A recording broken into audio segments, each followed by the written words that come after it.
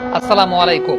বাংলাদেশ জিতেছে, কিন্তু চারটা গুরুত্বপূর্ণ পয়েন্ট নিয়ে কথা বলতে চাই। এক নম্বর গুরুত্বপূর্ণ পয়েন্টটা হচ্ছে ফিল্ডিং খুব একটা ভালো হয় নাই। নেদারল্যান্ডস টিম 7টা 2 নিয়েছে, একটা 3 নিয়েছে, যেখানে ম্যাক্সিমাম 2 আমার কাছে মনে হয়েছে যে 1 হতে পারতো।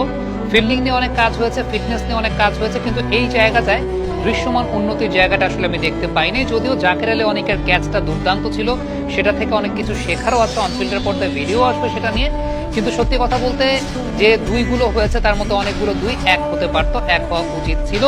এই জায়গাটায় আমি আসলে একেবারে স্যাটিসফাইড না। নাম্বার 2 পয়েন্ট যেটা, সেটা হচ্ছে লিটন কুমার দাস যেভাবে ব্যাটিং করেছেন, যে স্টাইলে ব্যাটিং করেছেন, আমার কাছে পছন্দ হয়েছে। যদিও নেদারল্যান্ডসের বোলাররা খুব বেশি থ্রেট জেনারেট করতে পারেন নাই, কিংবা লিটনকে খুব বেশি টাফ টাইম দিতে পারেন নাই, কিন্তু তারপরও আমি লিটনের যে বিষয়টা নিয়ে কথা বলতে চাই সেটা হচ্ছে 2টা জিনিস তার ব্যাটিং এ দেখতে পাই নাই, যেগুলো তার বদ অভ্যাস। একটা হচ্ছে সুইপ করা, মানে একদম প্রি মেডিটেটেড ওয়েতে সুইপ করা, অফ স্ট্যাম্পের বাইরের বল টেনে লেগ সাইডে সুইপ করা। আরেকটা হচ্ছে স্টাম্পের বল সরে গিয়ে অফ সাইডে উঠিয়ে দিয়ে আসা বা অফ সাইডে কাট করতে গিয়ে বল দেওয়া। এটার পরিবর্তে যে বিষয়টা দেখতে পেয়েছি, লিটন সামনে খেলার চেষ্টা করেছেন। মিড উইকেট দিয়ে একটা সুন্দর শট তিনি খেলেছেন, এক্সট্রা কাভার দিয়ে একটা খুব সুন্দর শট তিনি খেলেছেন, স্ট্রেট তিনি একটা 6 মেরেছেন দেখতে পেয়েছি। এবং